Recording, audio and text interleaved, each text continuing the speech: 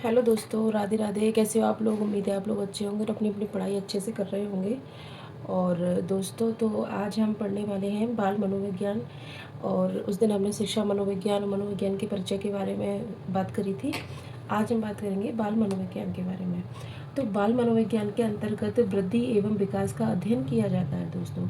ठीक है, किस किस का अध्ययन किया जाता है? वृद्धि और विकास का अध्ययन किया जाता है। बाल मनोविज्ञान के अंतर्गत वृद्धि एवं विकास का अध्ययन किया जाता है। केवल शारीरिक पक्ष में हुए परिवर्तन को वृद्धि कहा जाता है। जो परिवर्तन सिर्फ शारीरिक पक्ष में हो रहा है, यानी कि शारीरिक पक्ष में परिवर्तन हो रहा है, वो वृद्धि कहा जाता है। लेकिन शारीरिक, मानसिक, सामाजिक और संवेगात्मक चारों पक्षों में हुए परिवर्तन को विकास कहा जाता है दोस्तों। ठीक है, चारों यानी कि जैसे शारीरिक, मानसिक, सामाजिक और संवेगात्मक चारों पक्षों में परिवर्तनों को क्या कहा जाता है? विकास कहा जाता है। मैंने यहाँ एक छोटी सी डायग्राम के माध्यम से बताया, समझा भी रखा है। देखिए कि ये शारीरिक पक्ष है, ये मानसिक है, सामाजिक और संवेगात्मक। इन चारों पक्षों में जो परिवर्तन हो रहा है वो कहलाएगा विकास। और केवल शारीरिक पक्ष में हुए परिवर्तन को हम क्या कहेंगे? वृद्धि कहेंगे दोस्तों। हरलॉक साहब ने भी विकास के 4 प्रकार बताए हैं, जिसमें पुराने चिन्हों की लुप्तता, नए चिन्हों का विकास, आकार में परिवर्तन और कल्पना से वास्तविकता की ओर। एक चौथा है अनुपात। तो पुराने चिन्हों की लुप्तता, जैसे कि दूध के दांत टूट जाते हैं और नए दांत आते हैं, तो पुराने चिन्ह लुप्त हो जाते हैं इस तरीके से। नए चिन्हों का विकास, जैसे कि दांत आ जाना, दाढ़ी आ जाना, मूंछ आना, यानी कि नए चिन्हों का विकास हो रहा है। आकार में परिवर्तन, जैसे कि लंबाई बढ़ती है। ठीक है, इस तरीके से आकार में परिवर्तन, लंबाई बढ़ती है और मोटे हो जाते हैं, इस तरीके से। अनुपात की बात करें तो अनुपात, जैसे कल्पना से वास्तविकता की ओर बढ़ना। ठीक है, ये हर लोग ने 4 विकास के प्रकार बताए हैं। टाइप्स ऑफ डेवलपमेंट कितने होते हैं? 3 होते हैं, कॉग्निटिव डेवलपमेंट और फिजिकल डेवलपमेंट और सोशल डेवलपमेंट दोस्तों। तो कॉग्निटिव डेवलपमेंट यानी कि संज्ञानात्मक विकास, जिसमें कि लैंग्वेज डेवलपमेंट होता है। फिजिकल डेवलपमेंट, जैसे मोटर स्किल्स सीखता है बच्चा, दौड़ना, भागना, नृत्य करना, लिखना, कुछ भी मोटर स्किल्स इसमें आते हैं फिजिकल में। ठीक है, सोशल डेवलपमेंट में आते हैं इमोशनल डेवलपमेंट और आपका हो गया मोरल डेवलपमेंट, ये सोशल डेवलपमेंट के अंतर्गत आते हैं। अब बात करी जाए कि बाल मनोविज्ञान किसे कहते हैं, तो बाल मनोविज्ञान जन्म से लेकर परिपक्वावस्था तक, यानी कि जब से जन्म हुआ तब से मेच्योरिटी होने तक का जो अध्ययन किया जाता है वो बाल मनोविज्ञान कहा जाता है। अब बात करें बाल अध्ययन की, तो बाल्यावस्था तक का अध्ययन क्या कहलाता है? बाल अध्ययन का कहलाता है। बाल अध्ययन से मतलब बाल्यावस्था तक का अध्ययन। बाल विकास क्या होता है? परिपक्वावस्था तक का अध्ययन लगभग, यानी कि 18 वर्ष तक। बाल विकास से तात्पर्य है परिपक्वावस्था से तक का अध्ययन, यानी कि लगभग 18 वर्ष तक का अध्ययन क्या कहलाता है दोस्तों? बाल विकास कहलाता है। ये 3 बताए हैं इसमें, बाल मनोविज्ञान, बाल अध्ययन और बाल विकास। तो बाल मनोविज्ञान यानी कि जन्म से लेकर बाल मनोविज्ञान जन्म से लेकर परिपक्वावस्था तक, बाल अध्ययन बाल्यावस्था तक का अध्ययन, बाल विकास परिपक्वावस्था तक का अध्ययन लगभग, यानी कि 18 वर्ष तक। अब बात करते हैं वृद्धि एवं विकास में अंतर। वृद्धि एवं विकास में अंतर, एक सेकंड दोस्तों। वृद्धि एवं विकास में अंतर, वृद्धि और विकास, माफ़ कीजिएगा दोस्तों, नोट्स काफ़ी पुराने हैं मेरे, तो ये पेन ने इंक छोड़ दिया है। तो वृद्धि एवं विकास में अंतर की बात करते हो, मेरी राइटिंग भी बहुत गंदी है, शायद ही आपको समझ में आए, लेकिन कोशिश कीजिएगा दोस्तों, समझ में आ जाएगी। मैं वैसे पढ़ के तो बता ही रही हूँ, और थोड़ी सी आप कोशिश कीजिएगा, आ जाएगी। वृद्धि एक निश्चित समय के बाद रुक जाती है दोस्तों। ठीक है, वृद्धि जो होती है वो एक निश्चित टाइम पीरियड के बाद रुक जाती है, लेकिन जो विकास होता है वो जीवन पर्यंत चलने वाली प्रक्रिया है दोस्तों। विकास क्या है? जीवन पर्यंत चलने वाली प्रक्रिया है। ठीक है, वृद्धि को मापा व तोला जा सकता है दोस्तों। वृद्धि को हम क्या कर सकते हैं? माप भी सकते हैं और तौल भी सकते हैं, क्योंकि ये परिमाणात्मक होती है। लेकिन जो विकास होता है उसको ना तो हम माप सकते हैं और ना ही तोल सकते हैं, क्योंकि ये होता है गुणात्मक और ये व्यवहारिक होता है। ये गुणात्मक होता है और व्यावहारिक होता है, इसलिए हम विकास को मापा व तोला नहीं जा सकता, जबकि वृद्धि को मापा व तोला जा सकता है, क्योंकि ये परिमाणात्मक है। वृद्धि का जो क्षेत्र होता है वो एक सीमित दायरा होता है। वृद्धि का लिमिटेशंस होती हैं इसकी कुछ। ठीक है, वृद्धि का क्षेत्र सीमित होता है, जबकि विकास का क्षेत्र कैसा होता है दोस्तों? व्यापक होता है। वृद्धि का स्वरूप बाह्य, यानी कि अगर किसी में वृद्धि हो रही है तो वो आपको दिखेगी कि वृद्धि का स्वरूप कैसा होता है? बाह्य होता है। लेकिन विकास का जो स्वरूप होता है वो बाह्य तो होता ही है, बाह्य के साथ साथ आंतरिक भी होता है। ठीक है, विकास का स्वरूप बाह्य व आंतरिक होता है, और वृद्धि का स्वरूप कैसा होता है? बाह्य। वृद्धि केवल शारीरिक पक्ष में हुए परिवर्तन को दर्शाती है, जबकि विकास सभी पक्षों में हुए परिवर्तन को दर्शाता है दोस्तों। उद्देश्यहीन होता है, वृद्धि जो होती है वो उद्देश्यहीन होती है, यानी इसका कोई निश्चित क्रम नहीं होता, जबकि विकास का निश्चित उद्देश्य होते हैं और निश्चित क्रम है दोस्तों। ठीक है दोस्तों, अब बात करते हैं दोस्तों हम विकास के सिद्धांत के बारे में। तो विकास के सिद्धांतों में नंबर फर्स्ट पे आता है समान प्रतिमान का सिद्धांत। समान प्रतिमान का सिद्धांत से तात्पर्य विकास समान नियमों पर आधारित होता है। ठीक है, विकास जो होता है वो समान नियमों पर आधारित होता है। जैसे महलिया झोंपड़ी में जन्म लेने वाले बालक का विकास, यानी कि महलिया झोंपड़ी में जन्म लेने वाले बालक का विकास एक ही समान होता है। नंबर बात करते हैं सेकंड, क्रमबद्धता का सिद्धांत। क्रमबद्धता के सिद्धांत में विकास जो होता है वो क्रमानुसार होता है दोस्तों। कैसे होता है विकास? क्रमानुसार होता है। जैसे प द म, पहले बालक बैठना सीखेगा, फिर चलना सीखेगा, इस तरीके से। तो गति भिन्न हो सकती है, लेकिन जो क्रम होता है वो हमेशा समान होता है। आगे बात करें कि सतत विकास या निरंतरता का सिद्धांत। तो सतत विकास या निरंतरता का सिद्धांत से तात्पर्य है कि विकास एक जीवन पर्यंत चलने वाली प्रक्रिया है। कैसी प्रक्रिया है? जीवन पर्यंत चलने वाली। ठीक है। सामान्य से विशिष्ट क्रियाओं का सिद्धांत। सामान्य से विशिष्ट क्रियाओं का सिद्धांत, बालक पहले सामान्य क्रियाएं करता है, और जैसे एकीकरण का सिद्धांत भी कहते हैं। कौन सा सिद्धांत कहते हैं इसे? एकीकरण का सिद्धांत भी कहते हैं। सामान्य से विशिष्ट क्रियाओं का सिद्धांत, बालक पहले सामान्य क्रियाएं करता है, फिर वो क्या कहते हैं, विशिष्ट क्रियाओं की तरफ बढ़ता है। आगे बात करें हम दोस्तों निश्चित दिशा का सिद्धांत। विकास निश्चित दिशा की तरफ जो होता है जैसे सिर से पैरों की ओर। जैसे पहले बच्चे का सिर बनता है, फिर धड़ बनता है और फिर पैर बनते हैं। तो यानी कि जो विकास की दिशा होती है वो निश्चित दिशा होती है। ठीक है, निश्चित होती है विकास की दिशा। तो अगला बात करते हैं व्यक्तिगत भिन्नता का सिद्धांत। एक मैंने कुछ और भी इसमें ऐड कर रखा है कि विकास की गति भिन्न होती है। सही बात है, विकास की गति भिन्न इसलिए होती है कि सामने वाले बच्चे को कैसा एटमॉस्फेयर मिला है और दूसरे बच्चे को कैसा मिला है।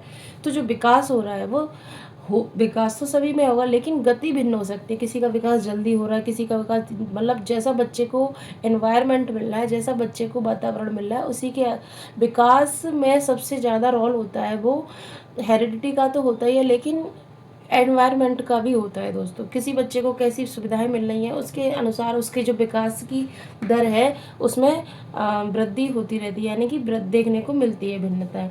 समग्रता से विभेदीकरण का नियम ये मैंने और लिख रखा है कि उम्र के साथ वस्तुओं में भेद, तुलना, विभेद आदि सीख जाता है बच्चा। जैसे जैसे बच्चे की उम्र बढ़ती है तो वस्तुओं में भेद करना, तुलना करना, विभेद करना आदि बच्चा सीख जाता है। तो ये होता है समग्रता से विभेदीकरण का नियम। अब हम बात करते हैं दोस्तों यहाँ व्यक्तिगत भिन्नता का सिद्धांत। तो कोई बालक जन्म से मंदबुद्धि, कोई बालक सामान्य व कोई बालक प्रतिभाशाली पैदा होता है। कोई बालक जन्म से मंदबुद्धि होता है, कोई बालक सामान्य होता है व कोई बालक प्रतिभाशाली पैदा होता है। माफ कीजिएगा दोस्तों।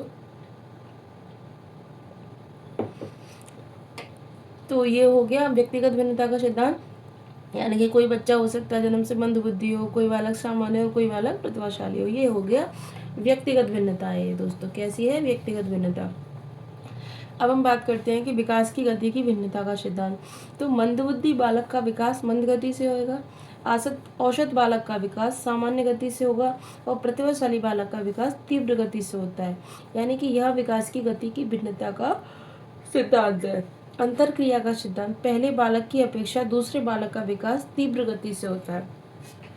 यानी कि पहले जो बालक की अपेक्षा दूसरे बालक का विकास तीव्र गति से इसलिए होता है कि पहले बालक जब आता है तो उसको अनुकरण करने के लिए दूसरा बच्चा नहीं मिल रहा होता है, तो यानी कि वो खुद ही सीखता है, माँ बाप के द्वारा सिखाए जाने पर सीखता है। लेकिन जो दूसरा बच्चा होता है उसको सीखने के लिए एक पहले से बच्चा है तो उसको देखकर बहुत सारी चीज़ें सीख जाता है, यानी माँ बाप को भी ज़्यादा मेहनत नहीं करनी पड़ती और बच्चे को भी ज़्यादा मतलब बच्चा बच्चे को देखकर जल्दी सीखता है। तो कहने का मतलब ये है कि अंतरक्रिया पहले बालक की अपेक्षा दूसरे बालक का विकास इसीलिए तीव्र गति से होता है। ठीक है।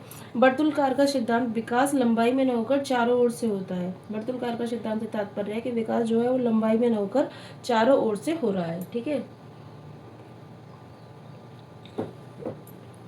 आगे कुछ मैंने और लाइन ऐड करी है इसमें कि विकास में सहसंबंध होता है। विकास में क्या होता है? सहसंबंध होता है। और शारीरिक व मानसिक विकास में सहसंबंध होता है। स्त्री पुरुष में जो विकास दर में अंतर होता है दोस्तों, ये इन्होंने कहा है कि स्त्री पुरुष में विकास दर में अंतर होता है। विकास आश्रितता से स्वायत्तता की ओर बढ़ता है।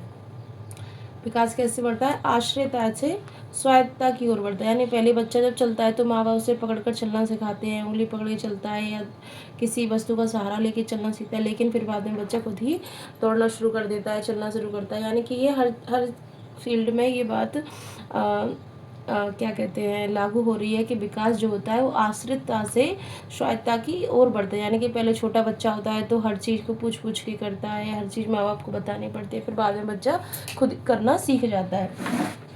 अब बात करते हैं हम शैशवावस्था की, विकास की शैशवावस्था की बात करते हैं। ठीक है, तो विकास की शैशवावस्था की जो विशेषताएं क्या हैं कि भावी जीवन की आधारशिला है। भावी जीवन की आधारशिला है विशेषता शैशवावस्था। दोस्तों ये मैंने चारों ये लिख रखी हैं इसमें अवस्थाएं बच्चे की।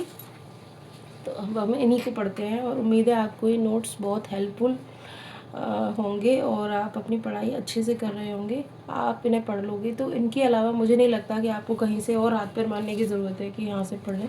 MCQs लगाते रहिएगा, उससे आपको पेपर का पैटर्न समझ में आएगा और आसानी भी रहेगी और आपकी प्रैक्टिस भी अच्छे से हो जाएगी। तो हम बात करते हैं शैशवावस्था की। तो भावी जीवन की आधारशिला है शैशवावस्था। जीवन का सबसे महत्वपूर्ण काल है। देखो दोस्तों कितनी अच्छी बात कही है कि जीवन का जो सबसे महत्वपूर्ण काल है वो शैशवावस्था ही है। जीवन का सबसे महत्वपूर्ण काल शैशवावस्था है और सीखने का आदर्श काल है, क्योंकि इसमें जो हम बच्चे को सिखाएंगे ना, जो हम सिखा रहे हैं बच्चे को, वो बच्चा बहुत आसानी से और जल्दी सीख जाएगा। सीखने का आदर्श काल है। सीखने की आयु भी इसे कहा जाता है। सीखने की आयु भी क्या है? शैशवावस्था है। सीखने की तीव्रता भी होती है इसमें दोस्तों, सीखने की तीव्रता पाई जाती है। खिलौनों की आयु कहते हैं इसे, क्योंकि बच्चा इसमें खिलौनों से खेलता है तो इसे एक तरीके से टॉय एज भी कहा जाता है।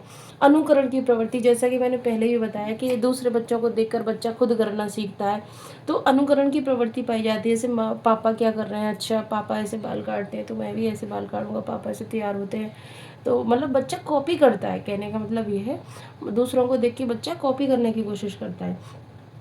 इसमें जिज्ञासा प्रवृत्ति होती है, यानी बच्चे को सब कुछ जानने की चाह रहती है, इसमें जिज्ञासा रहती है।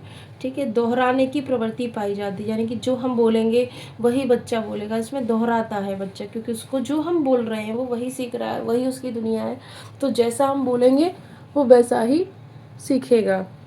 दूसरों पर निर्भर रहता है बच्चा, क्योंकि टोटली बच्चा दूसरों पर क्या है दोस्तों, दूसरों पर निर्भर है। ठीक है, दूसरों पर निर्भर है बच्चा। दूसरे शिशुओं के प्रति रुचि पाई जाती है बच्चे में। दूसरे शिशुओं के प्रति क्या है? रुचि, क्योंकि बच्चा बच्चों को देख के आकर्षित होता है और उसको दूसरों से बच्चों के देख के रुचि मिलती है बच्चे में देखने के लिए कि वो बच्चों के साथ खेलना चाहता है, बच्चों के साथ मस्ती करना चाहता है, तो इसलिए दूसरे शिशुओं के प्रति रुचि पाई जाती है। स्वार्थी व स्वकेंद्रित होता है बच्चा। कैसा होता है? स्वार्थी होता है और स्वकेंद्रित होता है, यानी कि उसे जो भी दिख रहा है वो मेरा ही है, मुझे ही चाहिए, अपने बारे, यानी सेल्फ सेंटर्ड होता है बच्चा। कल्पना जगत में विचरण करने वाला होता है। कैसा होता है? कल्पना जगत में विचरण करने वाला। अतार्किक चिंतन होता है इनमें, अतार्किक चिंतन पाया जाता है। सामाजिकता व नैतिकता का अभाव देखने को मिलता है, यानी कि इनमें सामाजिकता और नैतिकता बहुत ही कम पाई जाती है देखने के लिए, और अतार्किक चिंतन होता है, यानी कि ये चिंतन करना नहीं जानते हैं, अतार्किक चिंतन होता है। काम प्रवृत्ति, सिगमंड फ्रॉइड कह रहे हैं कि इसमें काम प्रवृत्ति भी पाई जाती है। रॉस की बात करें तो रॉस, बालक कल्पना जगत में रहता है। किस में रहता है बालक? कल्पना जगत में रहता है। शैशवावस्था से संबंधित अब कुछ कथनों के बारे में बात करते हैं। सिगमंड फ्रॉइड के अनुसार बालक पहले 4 या 5 वर्षों में भावी जीवन की आधारशिला रख लेता है दोस्तों। पहले 4 या 5 वर्षों में, इसमें पहले 4 या 5 वर्षों में भावी जीवन की आधारशिला रख लेता है। ये किसने कहा है? सिगमंड फ्रॉइड ने कहा है दोस्तों, और ये परिभाषा मोस्ट इम्पोर्टेंट है, आप जरूर से याद करके जाइएगा। बच्चे की जो पहले जीवन की 4 या 5 वर्ष होते हैं उनमें वो अपने आने वाले जीवन की आधारशिला को रख लेता है। इसीलिए कहा गया है कि जीवन का सबसे महत्वपूर्ण काल ही शैशवावस्था है। वैलेंटाइन के अनुसार शैशवावस्था सीखने का आदर्श काल है।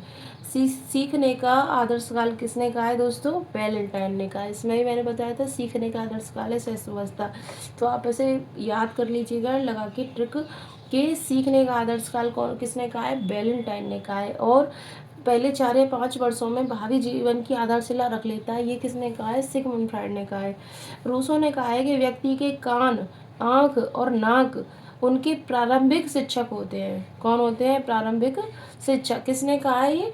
रूसो ने कहा है कि व्यक्ति के जो कान, आँख, नाक है, क्योंकि अगर बच्चे के कान, आँख, नाक ही नहीं होंगे तो बच्चा कुछ भी नहीं सीख पाएगा, क्योंकि बच्चा देख कर, सुन कर, है ना, और महसूस करके ही तो सीखता है। बचपन में एकदम छोटा जब बच्चा होता है, पैदा होता है, तो उसे मतलब कहते हैं कि दिखता नहीं है, आंखें खुलती हैं लेकिन उसे दिखता नहीं है, तो वो नाक से यानी स्मेल के माध्यम से अपनी माँ को पहचानता है कि ये मेरी माँ है और ये मेरी माँ नहीं।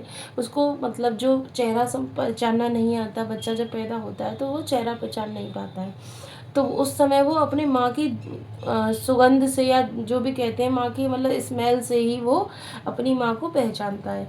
तो धीरे धीरे कहने का मतलब ये है कि कान, आँख, नाक ही उसके प्रारंभिक शिक्षक होते हैं। ये रूसो ने बहुत अच्छी बात कही है। अब हम बात करते हैं व्हाट्स, ये भी कुछ परिभाषाएं हैं, देख लेती है। क्रो एंड क्रो ने कहा है कि मैं पता है दोस्तों क्या करती थी, जैसे मुझे कहीं से कोई मोस्ट इम्पोर्टेंट मतलब डेफिनेशन मिली तो मैं अपने नोट्स में ऐड कर लेती थी। तो उसी तरीके से मैंने ये कहीं से मुझे मिली है तो मैंने ऐड कर ली है। क्रो एंड क्रो ने कहा है कि 20वीं शताब्दी बालकों का शताब्दी वर्ष है। 20वीं शताब्दी बालकों का शताब्दी वर्ष है। अच्छा, ये क्रो एंड क्रो ने कहा है। किसने कहा? ये क्रो एंड क्रो ने कहा है कि 20वीं शताब्दी बालकों का शताब्दी वर्ष है। ग्रेशल ने कहा है कि 6 वर्ष में बालक जितना सीखता है उतना अगले 12 वर्षों में भी नहीं सीख सकता है। इसीलिए कहा गया था ना दोस्तों कि सीखने का महत्वपूर्ण काल है। ग्रेशल ने कहा है कि 6 वर्ष में बालक जितना सीखता है उतना अगले 12 वर्षों में भी नहीं सीखता, इसीलिए सीखने का महत्वपूर्ण काल शैशवावस्था को कहा गया है। ब्रिजेश ने कहा है कि 2 वर्ष में सारे संवेग प्राप्त कर लेता है। ब्रिजेश जी कह रहे हैं कि बच्चा जो होता है वो 2 वर्ष में सारे संवेगों को प्राप्त कर लेता है। वॉटसन ने कहा है, वॉटसन की परिभाषा आ गई। वॉटसन ने कहा है कि शैशवावस्था में सीखने की तीव्रता विकास की अन्य अवस्थाओं से अधिक पाई जाती है। वॉटसन ने कहा है कि शैशवावस्था में सीखने की जो तीव्रता होती है वो विकास की और अवस्थाओं से अधिक पाई जाती है। ठीक है, तो अब आपको अपने बच्चे को जो जो सिखाना है जल्दी जल्दी इस अवस्था में आप सिखा सकते हैं। वुड एडल्फ के अनुसार बालक या व्यक्ति का जीवन में जितना भी मानसिक विकास होना होता है उसका आधा पहले 3 वर्षों में हो जाता है। इनकी परिभाषा और ग्रेशल की परिभाषा मिलती जुलती है। यानी कि बुडानफ कह रहे हैं कि बालक या व्यक्ति का जीवन में जितना भी मानसिक विकास होना है वो उसका आधा जो होता है वो पहले 3 वर्षों में ही हो जाता है। स्ट्रैक के अनुसार 2 वर्ष भावी जीवन का आधार है।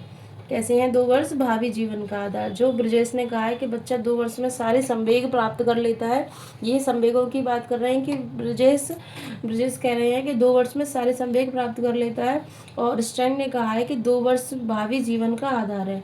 न्यूमैन की बात करें तो न्यूमैन ने कहा है कि 5 वर्ष तक बच्चा सर्वाधिक ग्रहण करता है। 5 वर्ष तक बच्चा जो होता है सर्वाधिक ग्रहण करता है। फ्राइड ने कहा है कि काम की भावना सर्वाधिक पाई जाती है इसमें, यानी कि लिबिडो।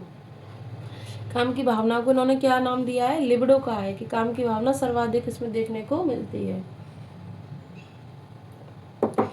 बात करते हैं बाल्यावस्था की अच्छे से। दोस्तों मुझे उम्मीद है कि आपको शैशवावस्था अच्छे से समझ में आ गई होगी और इसको समझने में कोई ज़्यादा परेशानी आपको नहीं हुई होगी, क्योंकि पहले मैंने इसमें विशेषताएं बताई हैं और फिर शैशवावस्था से संबंधित कथन बताए हैं कि मतलब जो कथन दिए गए हैं यानी कि जो डेफिनेशन दी गई हैं वो बताई हैं। अब हम बात करते हैं बाल्यावस्था की। दोस्तों मुझे जल्दी जल्दी इसलिए करना पड़ रहा है क्योंकि हमारा पेपर आने ही वाला है, नज़दीक है, और ये एक रिवीजन टाइप से चल रहा है, क्योंकि आपने भी पहले पढ़ रखा होगा और आप इनको पढ़ोगे तो ये नोट्स आपके काफ़ी हेल्पफुल रहेंगे और एक पेपर के टाइम पे एक रिवीजन जैसा हो जाएगा अच्छे से, तो आपको परेशानी नहीं होगी पेपर में और अच्छे मार्क्स आप गेन कर सकोगे। अब हम बात करते हैं बाल्यावस्था की। तो बाल्यावस्था की जो विशेषताएं, जिसमें विशेषताएं क्या है कि जीवन का अनोखा काल है बाल्यावस्था। कैसा काल है? अनोखा। बाल्यावस्था जीवन का अनोखा काल है और ये निर्माणकारी काल भी कहा जाता है। निर्माणकारी काल भी है बाल्यावस्था। प्रारंभिक विद्यालय की आयु है बाल्यावस्था, क्योंकि इसी में बच्चा LKG, नर्सरी और UKG इसमें जाना सीखता है, तो प्रारंभिक विद्यालय की आयु है बाल्यावस्था। शैक्षणिक दृष्टिकोण से महत्वपूर्ण काल है। शैक्षणिक दृष्टिकोण से, किससे दोस्तों? शैक्षणिक दृष्टिकोण से महत्वपूर्ण काल है ये बाल्यावस्था। गैंगेज टोली दल या समूह की आयु है। इसमें बच्चा टोली में या दल बनाकर यानी समूह बनाकर रहता है इसीलिए इसको गैंगेज भी बोला जाता है। मिथ्या व परिपक्वता का काल है। मिथ्या और परिपक्वता का काल कहा जाता है। प्रतिद्वंदात्मक समाजीकरण का काल भी इसे कहते हैं। और ये किसने कहा है? किलपैट्रिक ने कहा है कि प्रतिद्वंदात्मक समाजीकरण का काल है बाल्यावस्था। वैचारिक क्रिया अवस्था इसमें देखने को मिलती है दोस्तों। कैसी मिलती है? वैचारिक क्रिया अवस्था।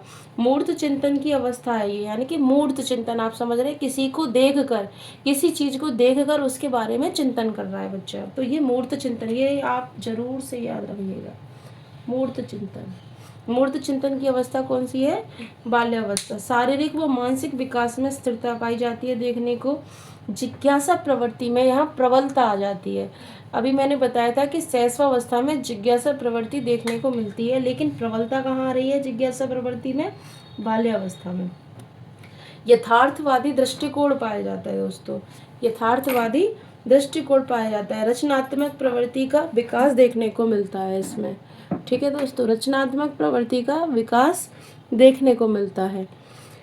और बात करें निरुद्देश्य भ्रमण की प्रवृत्ति पाई जाती है। निरुद्देश्य यानी बिना उद्देश्य के ही बच्चा भ्रमण करता रहता है। रचनात्मक प्रवृत्ति का विकास यानी कभी इधर घूमे आया, कभी इधर घूमे आया, वैसे घूमने लग रहा है, कोई उद्देश्य नहीं है, वैसे घूम रहा है, घर में ही घूम रहा है। तो निरुद्देश्य भ्रमण की प्रवृत्ति पाई है। रचनात्मक प्रवृत्ति का विकास होने लग जाता है। यथार्थवादी दृष्टिकोण होता है। जिज्ञासा प्रवृत्ति में प्रबलता पाई जाती है। शारीरिक व मानसिक विकास में स्थिरता देखने को मिलती है। मूर्त चिंतन की अवस्था है। प्रतिद्वंदात्मक समाजीकरण का काल है ये। मिथ्या परिपक्वता का काल है। गैंगेज टोली दल या समूह की आयु है। शैक्षणिक दृष्टिकोण से महत्वपूर्ण काल है। प्रारंभिक विद्यालय की आयु है। निर्माणकारी काल है। जीवन का अनोखा काल है। आगे बात करते हैं संग्रह करने की प्रवृत्ति। संग्रह करने की प्रवृत्ति, प्रतिस्पर्धा की भावना इसमें देखने को मिलती है बच्चों में। कैसी भावना? प्रतिस्पर्धा की भावना। ठीक है दोस्तों, संग्रह करने की प्रवृत्ति यानी कि बालक को जो भी मिलता है वो अपने खिलौनों में भर लेता है, यानी कि जोड़ने की उसको प्रवृत्ति पाई जाती है। जितने भी टूटे फूटे जैसे भी खिलौने हैं सबको वो स्टोर करता रहता है। अगर उसे कहीं से एक बटन भी मिल जाएगी, बोल्ट भी मिल जाएगा, उसको भी अपने खिलौनों में रख लेगा वो। कहने का मतलब संग्रह करने की प्रवृत्ति पाई जाती है। प्रतिस्पर्धा की भावनाएं, पक्षपात की भावना बच्चे में देखने को मिलती है। भाई बहनों में झगड़ा होता है। चोरी करना, झूठ बोलना, मतलब ऐसा नहीं है चोरी बहुत दूसरों के घर में जाके कर रहे हैं, लेकिन अपना छोटी छोटी चीज़ों की चोरी करना, झूठ बोलना देखने को मिलता है। संवेगों पर नियंत्रण आ जाता है। नेता बनने की इच्छा होती है बच्चे की। प्रशंसा पाने की इच्छा बहुत होती है इसमें। सामाजिकता व नैतिकता का विकास हो जाता है। लिंग भेद पाया जाता है। जाति भेद पाया जाता है। समलैंगिक समूह भावना भी देखने को मिलती है। भाषा का विकास हो ही जाता है इसमें। शिक्षक व मित्रों में रुचि पाई जाती है, यानी बच्चा जो होता है शिक्षक में और दोस्तों में रुचि लेता है। और मूर्त चिंतन की बात मैंने आपको पहले बता ही दी है। नेता बनने की इच्छा पाई जाती है। बच्चे को लीडरशिप बहुत पसंद होती है इसमें। खुद की प्रशंसा सुनना चाहता है वो, कि मेरी कोई प्रशंसा करे, हाँ बड़ा गदगद हो जाएगा प्रशंसा सुनते ही।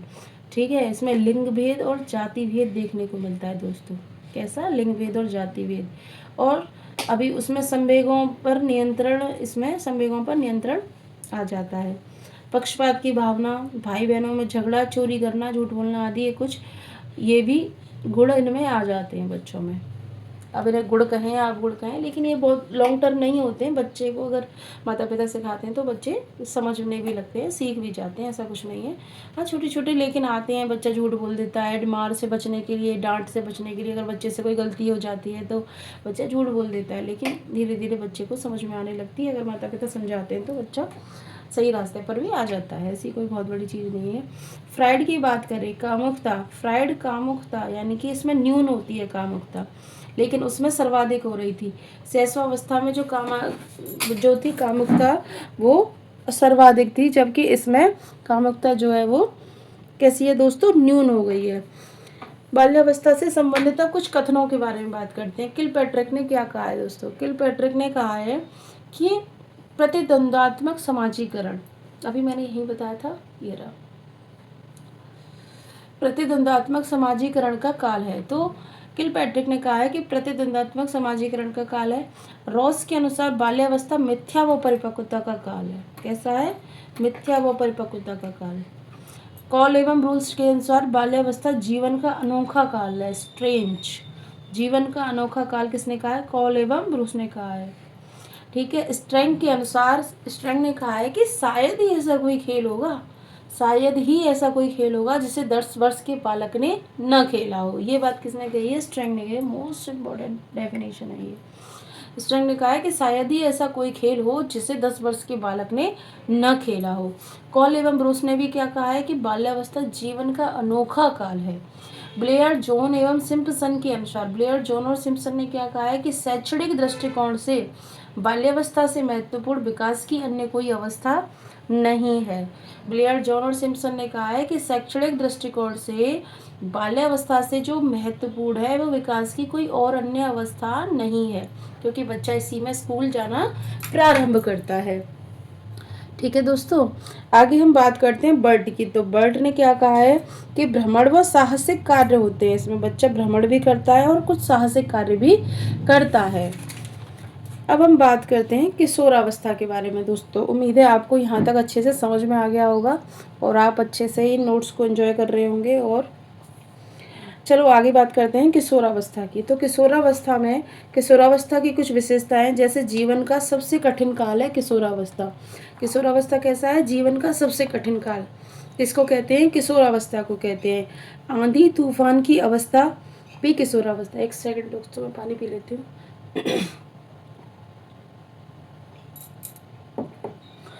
हाँ जी, आंधी तूफान की अवस्था है किशोरावस्था। उलझनों की अवस्था कहते हैं इसे। समस्याओं की आयु कहा जाता है इसको। ठीक है दोस्तों, समस्याओं की आयु भी इसको कहा जाता है। तीव्र विकास की अवस्था है किशोरावस्था। कैसी अवस्था है? तीव्र विकास की अवस्था है। गोल्डन एज भी है, बसंत ऋतु भी इसी को कहते हैं, गोल्डन एज भी इसी को कहते हैं। तार्किक चिंतन की अवस्था है। अभी देखो दोस्तों, इसमें आ गया तार्किक चिंतन की अवस्था। अभी हम बाल्यावस्था की बात कर रहे थे, तो उसमें कैसा चिंतन मिल रहा था? मूर्त चिंतन देखने को मिल रहा था। अब बात करें किशोरावस्था में, चहुमुखी विकास देखने को मिलता है दोस्तों। ठीक है, चहुमुखी विकास देखने को मिलता है। बुद्धि का अधिकतम विकास हो जाता है इसमें। कल्पना का बाहुल्य देखने को मिलता है। दिवा स्वप्न मिलता है देखने को, यानी कि दिन में ही सपने देखता है बच्चा। यानी कैसे कहते हैं ना, ख्यालों में, जैसे ख्याल, सपने बुनना, तो इसी को कहते हैं दिवा स्वप्न। वीर पूजा और व्यक्तिगत एवं घनिष्ठ मित्रता पाई जाती है इसमें। बेस्ट फ्रेंड, क्लोज फ्रेंड भी बन जाते हैं। आत्मसम्मान को महत्व देता है इसमें बच्चा। समायोजन का अभाव आता है, यानी कि इसमें एडजस्ट करना नहीं चाहता इस एज में बच्चा। अभाव देखने को मिलता है। पीढ़ियों के अंतर के कारण विचारों में भी मतभेद देखने को मिलता है। मानसिक स्वतंत्रता व विद्रोह की स्थिति, मानसिक स्वतंत्रता व विद्रोह की स्थिति भी देखने को मिलती है। सामाजिक स्वीकृति की भावना, सामाजिक स्वीकृति की भावना भी देखने को मिलती है। स्वतंत्र सोच का विकास इस एज में आते आते हो जाता है। ईश्वर तथा धर्म में विश्वास या अविश्वास, यानी कि बच्चा या तो ईश्वर या धर्म में विश्वास करेगा या फिर नहीं करेगा, दोनों ही चीज़ें हो सकती हैं। इसके लिए आप बच्चे को शुरू से ही पूजा पाठ के बारे में, अपने भगवान की कहानियाँ सुनाएं उसे बचपन से ही, ताकि आगे चल के अविश्वास पैदा ही ना हो। समलैंगिक तथा विषम लैंगिक समूह भावना भी देखने को मिलती है। काम प्रवृत्ति भी देखने को मिलती है। नेतृत्व का विकास, अपनों से बिछुड़ने का गम, संवेगात्मक परिवर्तन तीव्र गति से होते हैं। ठीक है दोस्तों, इसमें संवेगात्मक परिवर्तन जो होते हैं वो तीव्र गति से देखने को मिलते हैं। आत्मनिर्भर बनने की आत्मनिर्भर बनने की इच्छा होती है बच्चे के अंदर इसमें। और व्यवसाय चुनाव की चिंता भी उसको सताने लगती है कि अब मुझे कहाँ, किस तरफ जाना है। 12th पास हो गई, अब मुझे किस तरफ जाना है, या 12th में कौन सा स्ट्रीम लेना है। इस तरीके की चिंता बच्चे के मन में आना स्वाभाविक होती है। समस्यात्मक बालक हो जाता है और अमूर्त चिंतन की योग्यता इसमें देखने को मिलती है, यानी कि अमूर्त चिंतन इसमें पाया जा रहा है। ये मोस्ट इम्पोर्टेंट है दोस्तों, याद रखिएगा।